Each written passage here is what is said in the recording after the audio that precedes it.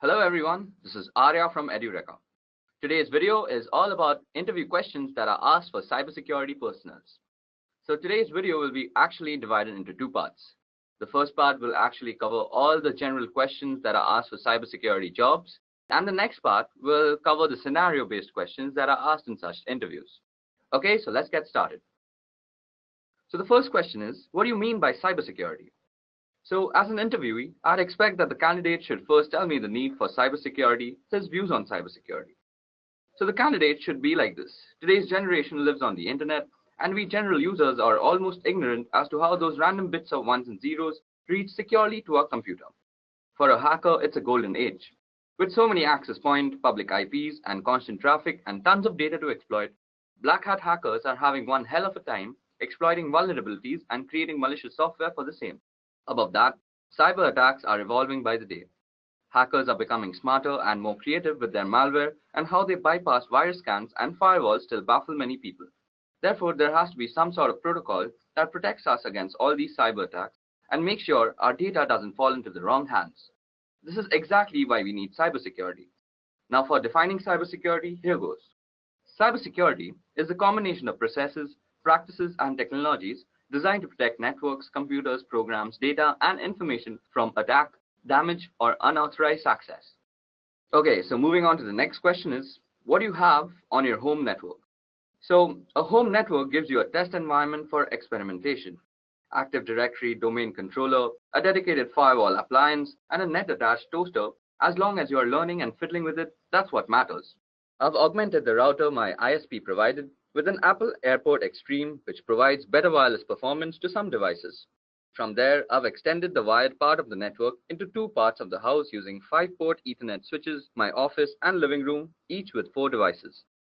In the office, I have a network-attached storage device, which provides shared data folders to every device for movies and TV streaming anywhere in the house, as well as backups. In the living room is a range of gaming consoles, a TiVo box, and an Android media player. Despite owning a smart TV, it's not hooked into my network simply because the device we own do a far better job of anything the smart TV offers. Okay, now moving on to the next question is, what is encryption and why is it important? Well, a process of converting data into an unreadable form to prevent unauthorized access and thus ensuring data protection is called encryption. Encryption is important because it allows you to securely protect data that you don't want anyone else to have access to. Businesses use it to protect corporate secrets, governments use it to secure classified information, and many individuals use it to protect personal information to guard against things like identity theft. Okay, so that explains encryption and why it is important. Moving on, tell me the difference between symmetric and asymmetric encryption. Okay, so if we compare on the basis of keys, symmetric encryption has the same secret key for both encryption and decryption, whereas asymmetric uses different keys for encryption and decryption purposes. Performance-wise, symmetric encryption is fast but is more vulnerable, while asymmetric encryption is slightly slower due to high computation. Some examples of symmetric are DES and 3DES, while asymmetric, the most popular is RSA and Diffie-Hellman. Okay, so time for the next question. So what is the CIA Triad? Now, in this question, the candidates should explain what is CIA Triad and what it is used for. So here's the answer. The CIA Triad for Information Security provides a baseline standard for evaluating and implementing information security, irrespective of the system and/or organization in question, where confidentiality is all about making sure that data is accessible only to its intended individual. Measures undertaken to ensure confidentiality are designed to prevent sensitive information from reaching the wrong people while making sure that the right people can in fact get it. Integrity, on the other hand, is all about making sure that data is kept properly intact without it being meddled with in an unauthorized way. Data must be changed in transit, and steps must be taken to ensure that data can be altered by unauthorized people. These measures include file permission and user access controls. On the topic of availability, well, it is all about making sure that data and computers are available as needed by authorized parties. Moving on to the next question is, what do you understand by risk, vulnerability, and threat in a network? Well, threat refers to someone or something with the potential to do harm to a system or an organization. Moving on, vulnerability refers to a weakness of an asset that can be exploited by one or more attackers. In other words, it is an issue or bug that allows an attack to be successful. Last but not the least, risk refers to the potential for loss or damage when a threat exploits a vulnerability. Okay, the next question is, how do you report risk? Well, risk needs to be assessed first before it can be reported. There are two ways you can actually analyze risk. The first is, it can be either quantitative or qualitative. This approach is suitable for both technical and business guys. The business guys will see the probable loss in numbers, while the technical guys will monitor and assess the impact and frequency. Now, depending on the audience, the risk can then be reported. Moving on, how do you differentiate between IPS and IDS systems? Well, first of all, IDS stands for Intrusion Detection System, and IPS is Intrusion Prevention System. Now, IDS just detects the intrusion and leaves the rest to the administrator for assessment and evaluation or any further action. IPS, on the other hand, detects the intrusion and takes necessary actions to further prevent intrusion. Also, there is a difference in the positioning of devices in the network. Although they work on the same concept, the placement is very, very different. Moving on, what do you know about cybersecurity frameworks? Well, cybersecurity framework is a voluntary guidance based on existing guidelines and practices for organizations to better manage and reduce cybersecurity risks. Besides helping associations oversee and decrease probable risks, it was intended to cultivate risk and cybersecurity administration communications among both inner and outer authoritative partners. Most frequently adopted cybersecurity frameworks are PCI DDS, which stands for Payment Card Industry Data Security Standards, the ISO 27001 and 27002, which is the International Organization for Standardization, then CIS, which stands for Critical Security Control, and the most famous cybersecurity framework is NIST. Moving on to the next question, which is, what is weak information security? Well, information security policy is considered to be weak if it does not meet the criteria of an effective one. The criteria include distribution, review, comprehension, compliance, and uniform. Information security is weak if the policy has not been made readily available for review by every employee within an organization, or the organization is unable to demonstrate that the employees understand the content of the policy document. This is when an information security is considered weak. Moving on to the next question is, what's the better approach of setting up a firewall? Okay, so following are the steps you should take to configure your firewall. The first is a username and password. Modify the default password for your firewall device. Next is the remote administration, which will disable the feature of remote administration from the outside network. Then comes port forwarding. For certain applications to work properly, such as a web server or FTP server, you need to configure appropriate port forwarding. Next comes the DHCP server, which is installing a firewall on a network with an existing DHCP server will cause conflict unless the firewall's DHCP server is disabled. Then is logging. Now, in order to troubleshoot firewall issues or potential attacks, you want to make sure to enable logging and understand how to view the logs. Last but not the least, we need to actually go through the policies. Now, if you want to have solid security policies in place, make sure that your firewall is configured to enforce those policies. Moving on to the next question is, can you explain SSL encryption? Now, SSL stands for Secure Socket Layer, and it is a protocol which enables safe conversation between two or more parties. It is designed to identify and verify that the person you are talking to on the other end is exactly who they pretend to be.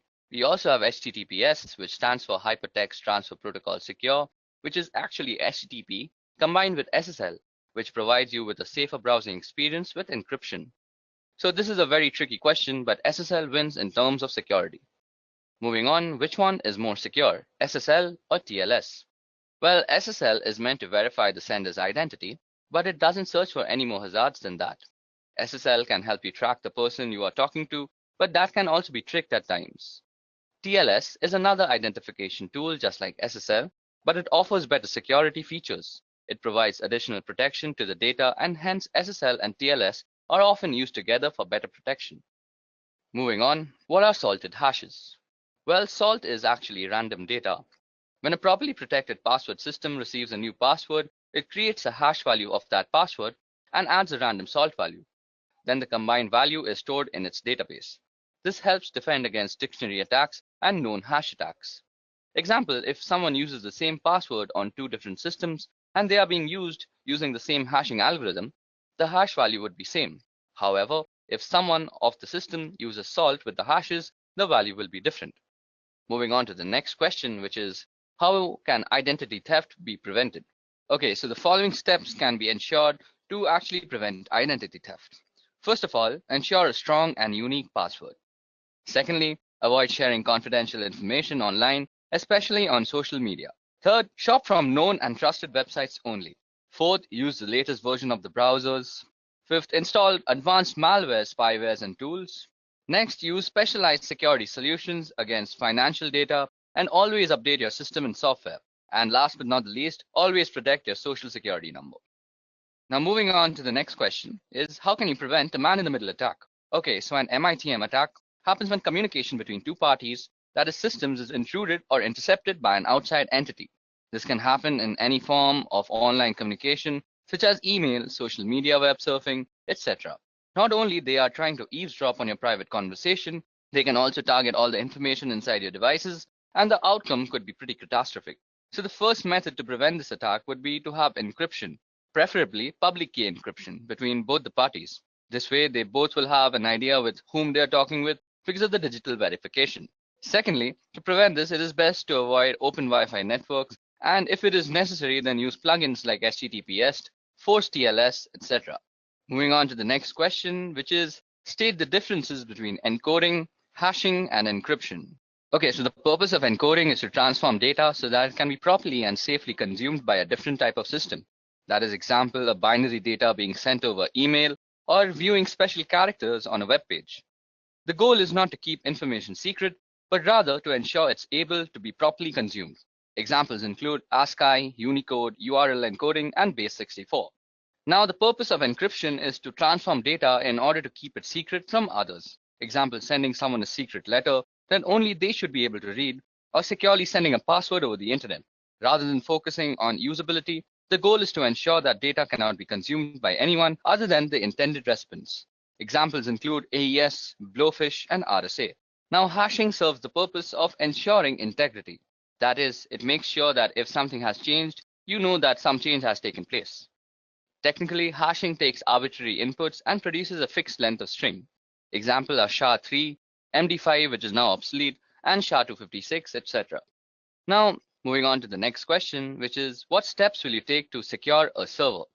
Now, Secure Server uses the Secure Socket Layer protocol for data encryption and decryption to protect data from unauthorized interception.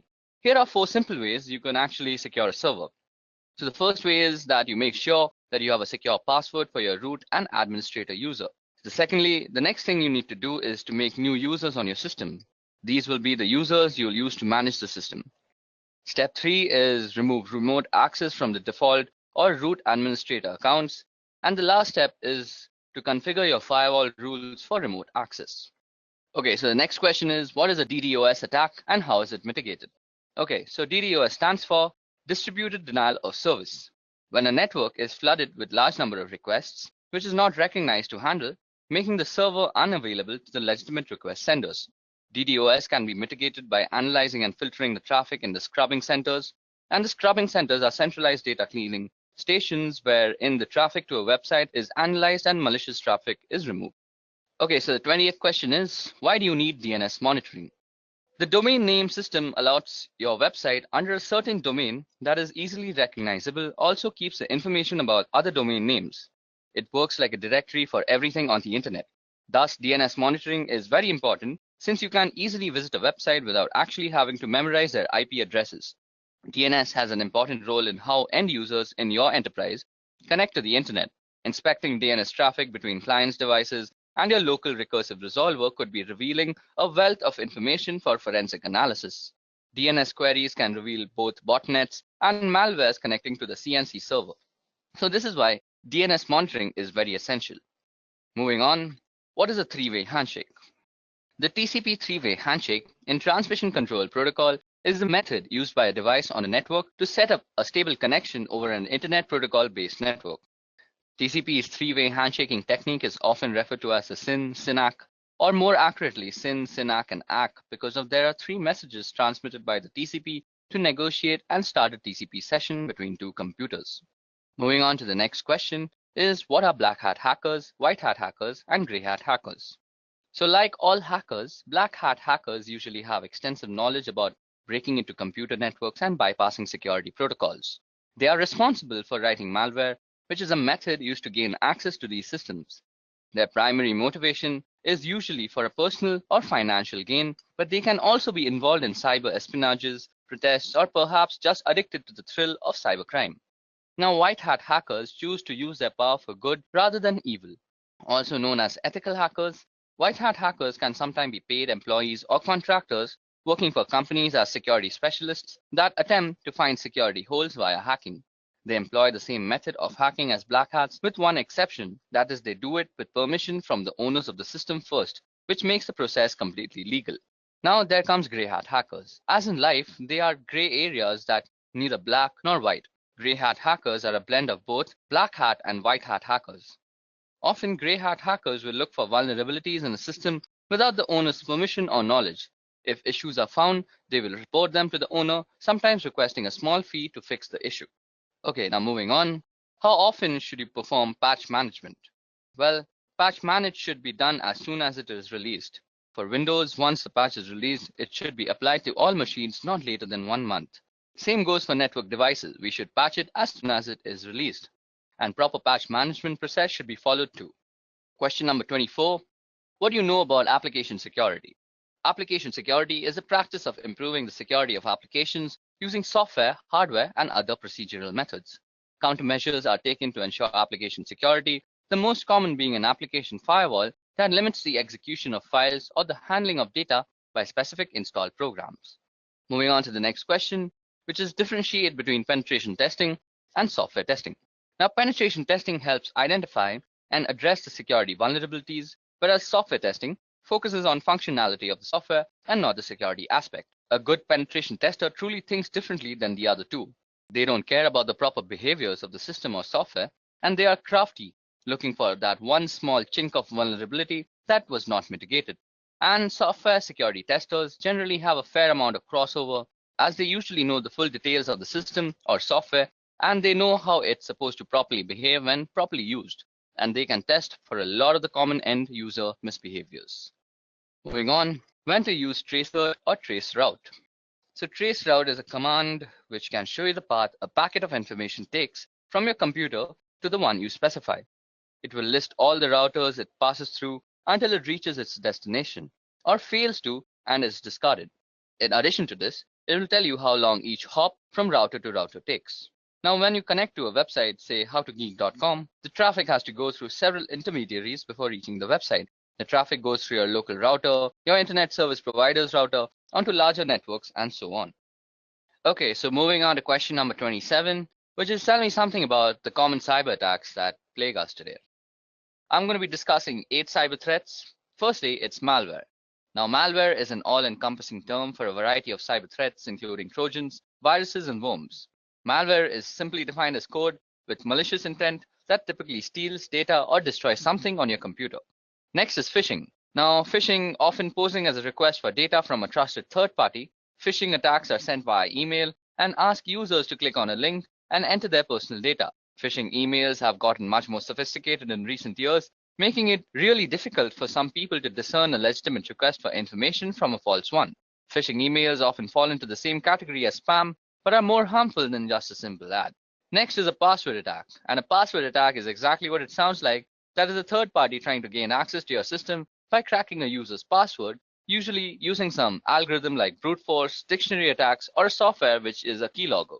Next is a DDoS attack, and a DOS attack focuses on disrupting the service to a network. Attackers send high volumes of data or traffic through the network until the network becomes overloaded and can no longer function. Next is a man-in-the-middle attack, and a man-in-the-middle attack is an attack where somebody is impersonating the endpoints in an online information exchange. For example, if you're a banking online, the man-in-the-middle would communicate with you by impersonating your bank and communicate with the bank by impersonating you. Next is drive-by downloads, and this is a malware which is actually implanted into a legitimate website, and a program is downloaded to the user's system just by visiting the site. It doesn't require any type of action by the user to actually start to trigger the download. Next is malvertising, and malvertising is actually malicious code which is hidden behind advertisements on websites, and it is also downloaded to your system without your knowledge. Last but not the least is rogue software, which is malware that masquerades as legitimate and necessary security software that will keep your system safe. Okay, so moving on to the next question is what are different OSI layers and what is the job of the network layer? Okay, so OSI or Open System Interconnection is a reference model for how applications communicate over a network. A reference model is a conceptual framework for understanding relationships, and the purpose of the OSI reference model is to guide vendors and developers so the digital communication product and software programs they create can interoperate, and to facilitate a clear framework that describes the function of a network or telecommunication system. The 7 OSI layers are application layer, presentation layer, session layer, transport layer, network layer, data link layer, and the physical layer. Okay, so the network layer is actually used for controlling the operations of the subnet, and the main job of this layer is to deliver packets from a source to a destination across multiple links. Moving on to the next question, which is how would you reset a password-protected BIOS configuration? Now, since BIOS is a pre-boot system, it has its own storage mechanism for its setting and preferences. In the classic scenario, simply popping out the CMOS battery will be enough to have the memory storing these settings lose its power supply, and as a result, it will lose all its setting. Other times, you'll need to use a jumper or a physical switch on the motherboard. Still other times, you'll need to actually remove the memory itself from the device and reprogram it in order to wipe it out. The simplest way by far, however, is if the BIOS has come from the factory with the default password enabled, try the whole word password. Now for question number 30. What is cross-site scripting or XSS? Now XSS refers to client-side code injection attacks wherein an attacker can execute malicious scripts, also commonly referred to as malicious payload, into a legitimate website or web application. XSS is amongst the most rampant of web application vulnerabilities and occurs when a web application makes use of unvalidated or unencoded user input within the output it generates. By leveraging XSS, an attacker would exploit a vulnerability within a website or web application that the victim would visit, essentially using the vulnerable website as a vehicle to deliver a malicious script to the victim's browser. Now, what is data protection in transit versus data protection at rest? So the answer to that is that data in transit or data in motion is data actively moving from one location to another, such as across the internet or through a private network. Data protection in transit is the protection of this data while it's traveling from network to network or being transferred from a local storage device to a cloud storage device. Wherever data is moving, effectively data protection measures for in-transit data are critical as data is often considered less secure while in motion. Now, data at rest is data that is not actively moving from device to device or network to network, such as data stored on a hard drive, laptop, flash drive, or archived/stored in some other way. Data protection at rest aims to secure inactive data stored on any device or network. While data at rest is sometimes considered to be less vulnerable than data in transit, attackers often find data at rest a more valuable target than data in motion. The risk profile for data in transit or data at rest depends on the security measures that are in place to secure data in either state. Moving on to question number 32 is tell me the differences between cybersecurity and network security. Okay, so cybersecurity describes that the policies and procedures implemented by a network administrator to avoid and keep track of unauthorized access, exploitation, modification, or denial of the network and the network resources. Network security describes the process and practices designed to protect network, computers, programs, and data from attack, damage, or unauthorized access. In a computing context, security includes both cybersecurity and physical security. While cybersecurity is concerned with threats outside the castle, network security is worried about what is going on within the castle walls. The cybersecurity specialist is the crusading knight defending the kingdom, and network security focuses on the barbarians at the gate and how the castle connects to the world around it. Moving on to question number 33, which is how will you prevent data leakage? Data leakage is when data gets out of the organization in an unauthorized way. Data can get leaked through various ways, that is emails, prints, laptops getting lost, unauthorized upload of data to public portals, removable drives, photographs, etc. A few controls can be restricting uploads on internet websites, following an internal encryption solution, restricting the mails to internal networks, or restriction on printing confidential data, etc. Moving on to the next question, which is what is ARP and how does it work?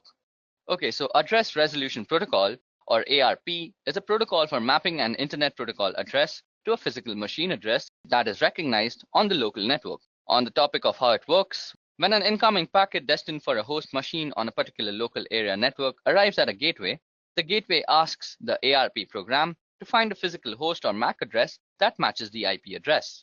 Now the ARP program looks into the ARP cache, and if it finds the address, it provides it so that the packet can be converted to the right packet length and format and send it to the machine.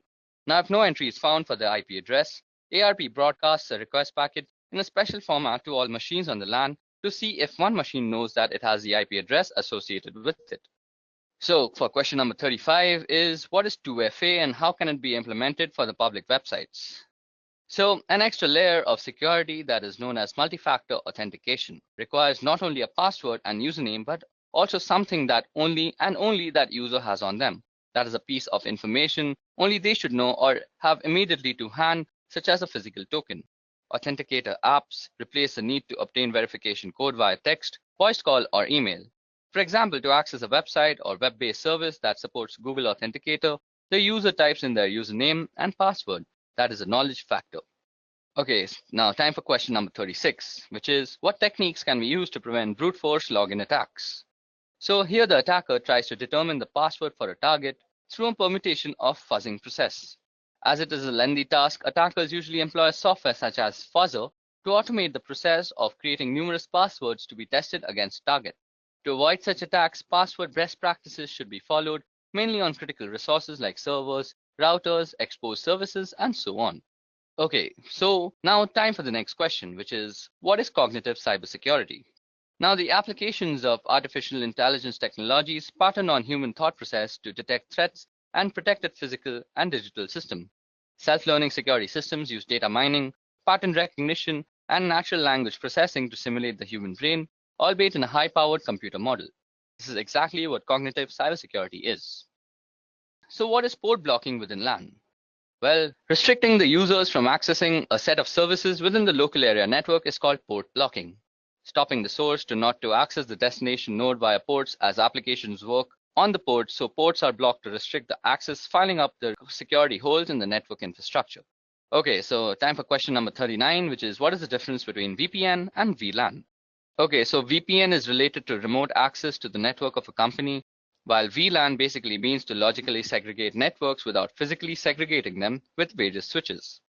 Now, while VPN saves the data from prying eyes while in transit and no one on the net can capture the packets and read the data, VLAN does not involve any encryption technique, but it is only used to slice up your logical network into different sections for the purpose of management and security. Okay, so it's time for question number 40. So the question is, what protocols fall under the TCP/IP internet layer? Okay, so I'll be going through the 5 layers that consist the TCP/IP protocol, and I'll also be listing out the protocols that are inside every layer. So starting with the physical layer, the protocols that reside in the physical layer are the Ethernet IEEE 802.3 and the RS-232 from one of the many protocols. And moving on to the data link layer, we have the PPP protocol, the IEEE 802.2 protocol. Then moving on to the network layer, it's governed by the IP protocol, the ARP protocol, which is basically the address resolution protocol, and the ICMP protocol. Then moving on ahead is the transport layer. Now the transport layer has 2 main protocols, namely the TCP and the UDP protocols. And last but not least, we have the application layer, which is governed by a multiple of protocols, namely NFS, NIS+, DNS, Telnet, FTP, RIP, SNMP, and various other protocols as such. Okay, so that brings us to the end of the general interview questions that might be asked in any cybersecurity interview. Now moving on to the scenario-based questions. So first, I'll be reading out the scenario, and then I'll ask the questions regarding the scenario 2. Okay, so for scenario number 1, we have, you receive the following email from help desk. So the email goes as follows. Dear UCSC email user, beginning next week, we will be deleting all inactive email accounts in order to create space for more users. You are required to send the following information to continue using your email account. If we do not receive this information from you by the end of the week, your email account will be closed. So then the email actually goes on to ask the various credentials like name, email login, password, DOB, and alternate email. And then it says, please contact the webmail team with any questions and thank you for your immediate attention. So in such a scenario, what do you do and justify your actions for doing so? Okay, so this email is a classic example of phishing trying to trick you into biting. The justification is the generalized way of addressing the receiver which is used in mass spam mails. Above that, a corporate company will never ask personal details on mail. They want your information, so don't respond to the mail, instant message, text, phone calls, etc. asking you for your password or other private information. You should never disclose your password to anyone, even if they say they work for the UCSC, ITS, or any other campus organization. Moving on to the next scenario, which is a friend sends an electronic Hallmark greeting card to your work email. You need to click on the attachment to see the card. What do you do and justify your actions? Well, this one has 4 big risks.